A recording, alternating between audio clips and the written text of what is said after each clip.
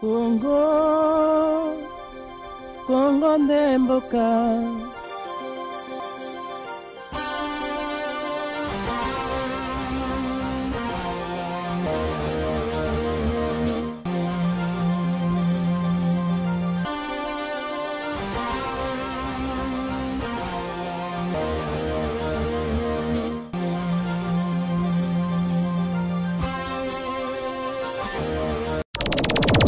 Télévision, la chaîne de la diaspora congolaise.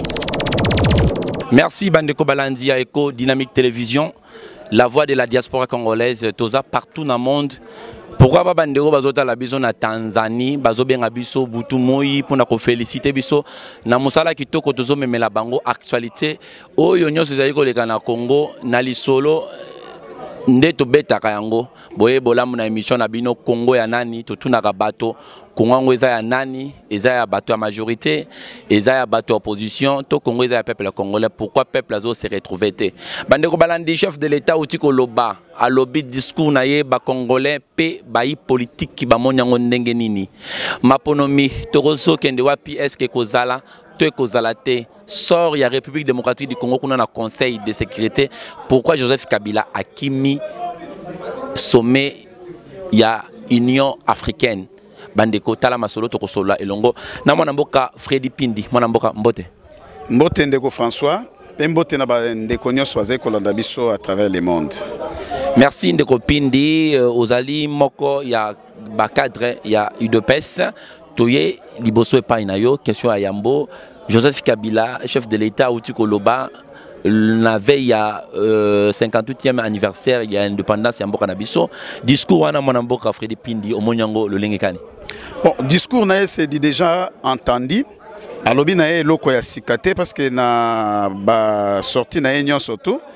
Oyo nyonso okomona ba même mot et se répétaka toujours mon sort est réglé par la constitution appropriez-vous du processus électoral mais azotika batu toujours une ambiguïté sur son départ. Donc c'est déjà entendu. Joseph Kabila Azali sous le loko asika koko proposé ba congolais te to o koloba ba congolais ba koko prendre en considération. Donc voilà pourquoi pour Nabiso to s'intéresser qui même pas na discours wana to s'intéresser qui même pas na message wana parce que to ebe ke a ko répéter kaka aussi aloba déjà banda kala donc ça nous a même pas intéressé mais nous n'étions pas étonnés aussi que Toyeba que après sa position parce que position naie déjà si Toyebi yango. Oui bien en position ezani ni mwana. Non, position à Joseph Kabila c'est clair, Joseph Kabila ne veut pas quitter le pouvoir. Ozomona si ne parle pas mais yemo kwa lobara que soki bozo kondima maloba na ngai te bondima ata misala na ngai. Bon misala ngo yango ezola kisa. Azotika batu na ambiguïté na peso olobi likambo ya Union africaine.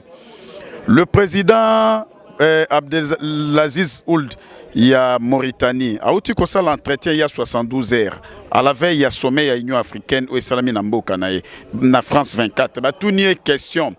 Où ezali deuxième et dernier mandat na yo. Dit devant les téléspectateurs, tu vas briguer un troisième mandat. Il a dit clairement.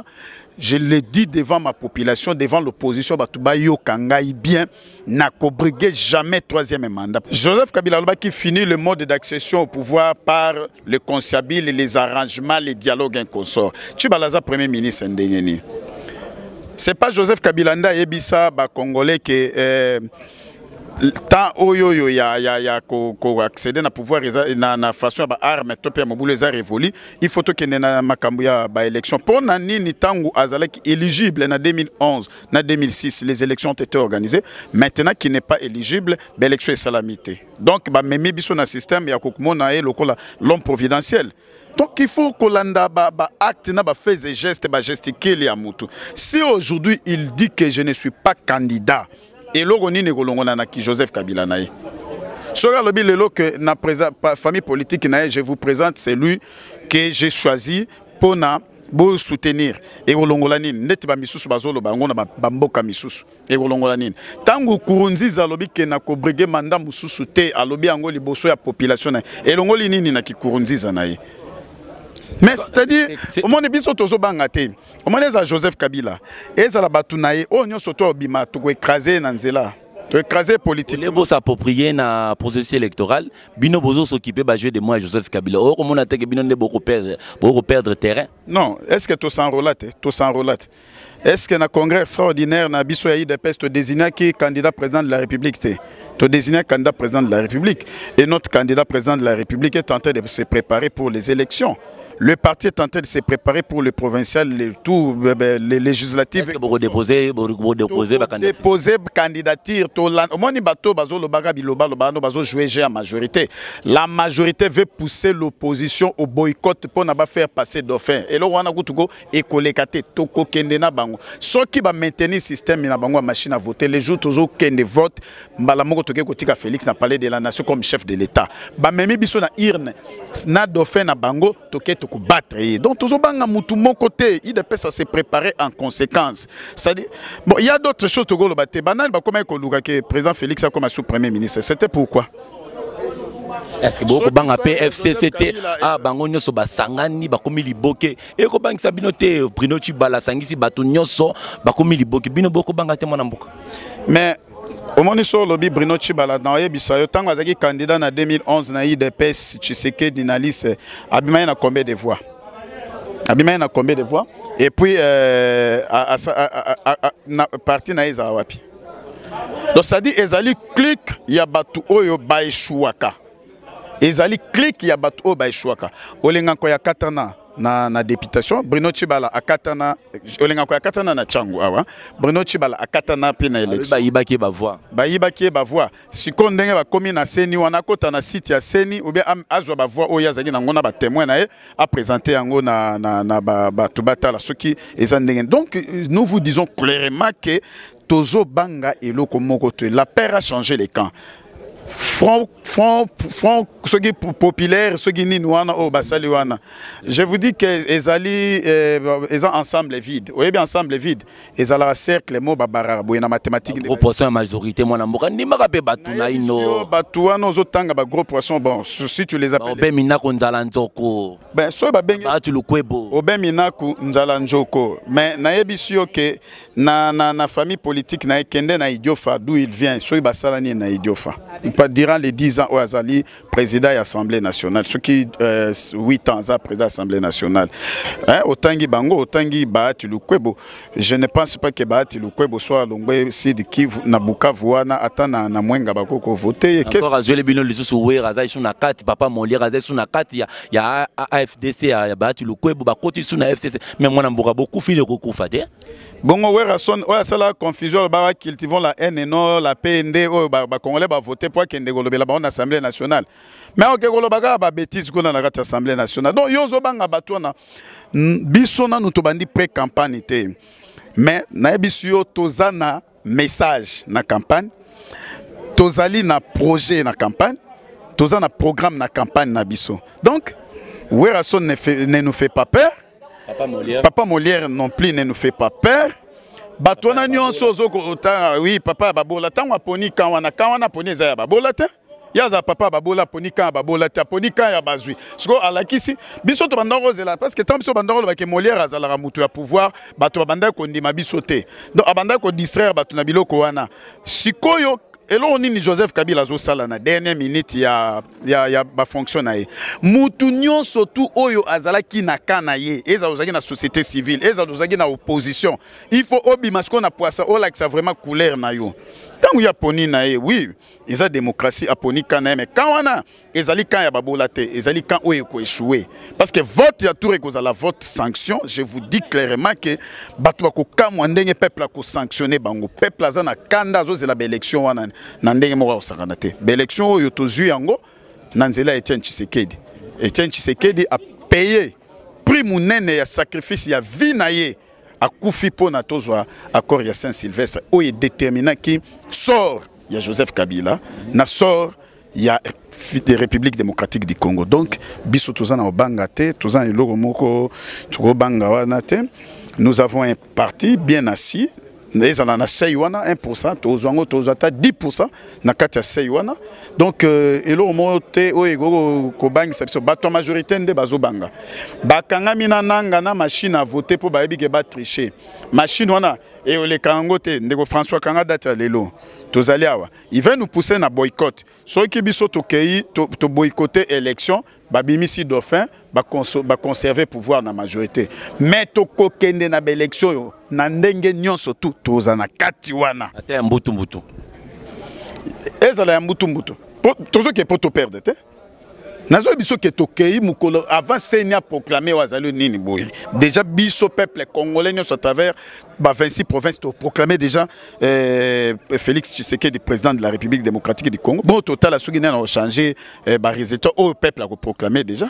Matondo baimboka tozali awa nakati ya ndako enene ya mwana mboka Etienne Tshisekedi oyo azalaki président ya Union pour la démocratie et le progrès social awaka mokolo mwa yambo mwa ya mibale na 2017 awa na kuna na Bruxelles toko koba elongo na ndeko Freddy Pindi toko sola masolo mabo ya politique ndenge nini ezali koleka na kati ya mboka na biso toko silukisa na question oyo pona ko clôturer interview na biso elongo na mwana mboka Freddy Pindi mwana mboka candidat comme ya opposition ekotokisa bandeko ya IDPS ekotokisa bandeko ya ensemble ekotokisa bandeko ya kuna na MLC ekotokisa bandeko ya INC Martin Fayulu kuna pa kotoka est-ce que ça possible awa FCC majorité basangani liboke moko babisika bazali prêt pour ya kobunda bino siko na opposition boko yo kanate candidat comme azate candidat unique azate okomona te que bobandi déjà ko perdre parce que boko kene mutula mutuna ndenge na mbilinga eza mbilinga te. La diversité aussi, c'est la démocratie. Parce qu'en démocratie, les ambitions sont légitimes. Biso na IDPS to go peksa mutute azala na ambition ya sa candidature. Mais oui, en politique, c'est le poids qui compte. Ko pesa candidature ezelo mususu. Recevabilité à candidature wana ezelo mususu. Ko remplir critères ya loi électorale na constitution ezelo mususu. Nazo biso nazana senite me katumbi aza candidat président. Balobi bien que la nationalité Congo, article 10 de la Constitution, ils ont réglé la nationalité. Tant biso babimisi yamba Italie, biso ya italien, biso atobimisi yango te. Ozomona. Bon, Bemba pendenge zawana yo mo yebi, yo landa magambo internet mingi magambo ya double passeport portugais na belge wana. Ezali mais talaka moi na mboka maboko pembe. Ya to senga na bango bazala humble. Maboko pembe ezali Félix Tshisekedi. Il y a une expérience quand même. On a expérience quand on est au pouvoir.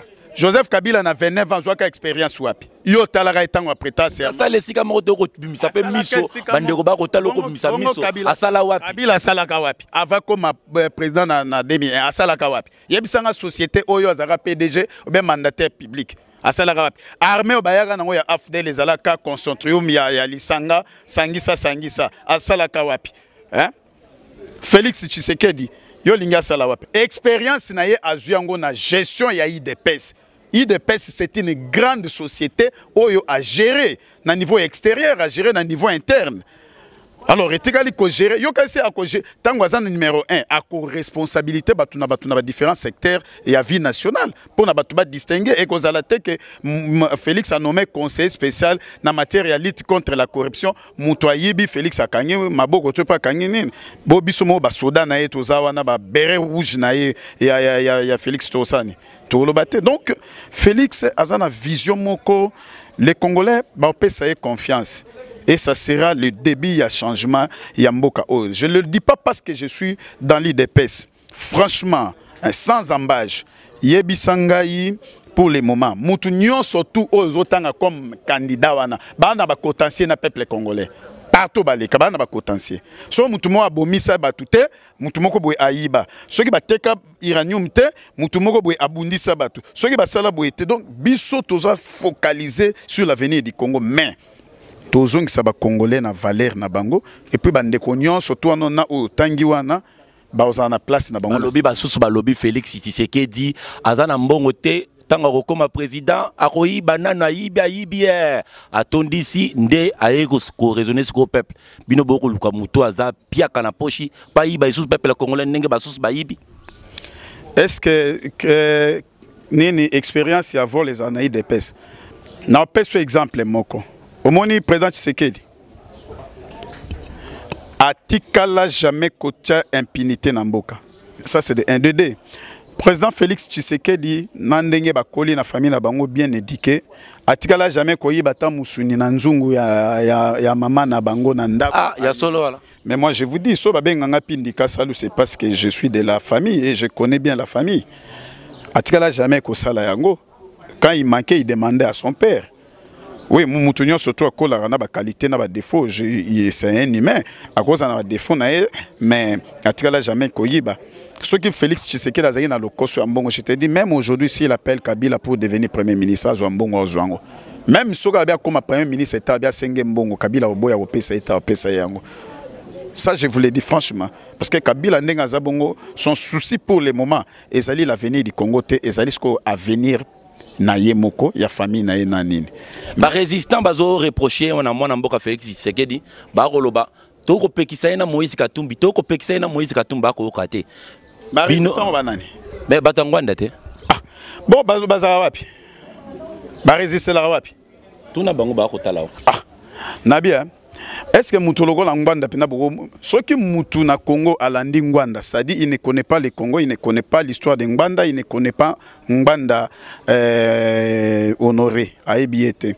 Ngwanda ndazagi numéro 1 ya ba Ibu na Congo oyoyo. Ngwanda nde azalaki makambo ya kobomisa batu na période à Mobutu, babiloko ebele. Donc il n'est pas un modèle pour nous.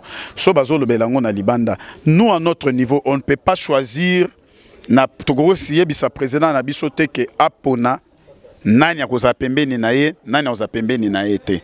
Moïse Katumbi c'est un partenaire politique, il mène un combat contre Joseph Kabila malgré Kauta na kan ya Joseph Kabila et loko ko différencier biso misala na terrain tangu ye azo signer azo loba tout mais finani Ngwanda lobaka na Kabila te. Ngwanda parle de Félix, Ngwanda critique ande Félix na IDPS mais a critiqué jamais Kabila. Bon na Katumbi azo critiquer Kabila na yem ta critiquer na Katumbi na Kabila na kabiliste. Donc Ngwanda azali kabiliste monene bande ko na bazo mi benga ba résistant baza ba résistant ils font passer leur temps inutilement. Donc ba bango babanda liti ya occupation bino boyena sima boko bimiselango miso na ba paquet Congo est occupé biso tozo kangama awa wa yo vandi na libanda. Mbombo kezo occupé yo zo lia pomme de terre ozo vanda na mukanda na poto que ozo kima pendant que Félix Tshisekedi yo zo critiquer azo ko affronter régime azo ko la l'insécurité, il n'est pas sécurisé par les militaires ni par des policiers. Bah sifflement de balles chaque jour à 50 mètres à résidence naie qui est le plus résistant qui ne veut pas occupation ya ngweza banani ba occuper Congo. Kabila obiso tozo critiquer na mauvaise politique na ye mutu a occupé Congo ou bien Ngwanda azo critiquer Félix Tshisekedi nda occupé Congo. Donc c'est-à-dire Ngwanda bazo jouer ba carte bazaki na ngona deuxième république ya ko détourner attention ya batu na essentiel. Aujourd'hui l'essentiel c'est le départ de Kabila parce que Kabila a échoué lamentablement. Kabila zongi biso na case du départ tant que na dialogue intercongolais baloba ki boye depuis son accession à l'indépendance ezali na exposé des motifs de la Constitution. La République démocratique du Congo a connu des crises récurrentes, dont l'une des crises majeures est celui de la légitimité. Yango wana, pour parer à cette situation, Congolais, il faut que chaque 5 ans. Au sali des mandats, ok, nous avons digéré difficilement l'élection à Kabila en 2011. Parce qu'il a échoué. C'est là que Kabila a pouvoir la vérité. Je vous dis que qu'est-ce qui s'est passé dans le 4e niveau, il y a l'ambassade de la Belgique. Hein? Le pasteur Daniel Ngoy Mulunda que le président Tshisekedi a gagné les élections, mais on me demande d'inverser les résultats. Ozo comprendre yango. Bon, donc la vérité ko bima. O mendenga mobutu tanga longwa ki ba vérité bima ki. Ndenge pe mko Kabila ko longwa, ba vérité ko bima au vie et aussi de tout le monde. Donc c'est-à-dire tozan attend kutu ya distraction te. Donc Ngwanda est en train de distraire certains compatriotes biso tozo ba. Bon, si vous dites que le Congo est occupé, ben venez combattre ici pour que cette occupation prenne fin. Ce n'est pas dans les réseaux sociaux au lobby, soit au lobby nanda kuna ici. Mais nous yonangai yo utokanga mawati ba même qui on état major ya la police au Congo peut perdre vie na yo na bango na résister pour na Congo ezala occupé te Yo zo résister na libanda. Ba résister na libanda, le combat se mène en interne. Félix Tshisekedi a critiqué le régime ya Kabila ici au Congo, à Kinshasa, et il circule à Kinshasa. Protégé par des combattants. Mais si vous vendez dans Libanda, vous avez des distractions. Toi, si vous avez Mbanda Zilatozo au pouvoir, ceux qui ont un ministère, le président Félix, Aya a vivre un décollage à Congo et Aya, Tochaye Bourgoumès a atteint la commune à Bandal, so na commune à Bandal, Tochaye atteint la commune à Kisenso, Azalata. Rwanda dans la Bourgoumès, la commune à Kisenso. Mais c'est le poste qui lui convient. Bon, il y a des gens qui ont bourgmestre, ou chef de quartier. Les capés dans l'élection municipale et communale, ceux qui ont bourgmestre dans la commune à Nini. Bon. Même dans Makalo, dans Poto Bazo Landangai, bon, stoché la binongbanda. Ceux qui ont échoué, binomonde beaucoup réglé, bah compte. Nous n'avons pas le temps à côté. Bisso. Pour le moment, nous réfléchir les 100 premiers jours, il y a prise du pouvoir, il y a président Félix. Comment est-ce que les fonctionnaires seront payés? Comment est-ce que les militaires, les policiers, comment est-ce que les agents de l'administration, pour améliorer l'administration publique, le grand service public, Namboka Oyo, qui patrimoine, entreprise, comment régulariser cette situation pour que le Congo de demain soit vraiment un Congo meilleur, prospère et béni. C'est ça notre souci pour le moment. Toi, on a tenté de discussion, oh nani, non. Toza on a temple la résistance. Le pan on temple la résistance. Parce que les bandas wa Mourazali, Pemazali, Biro d'Azali.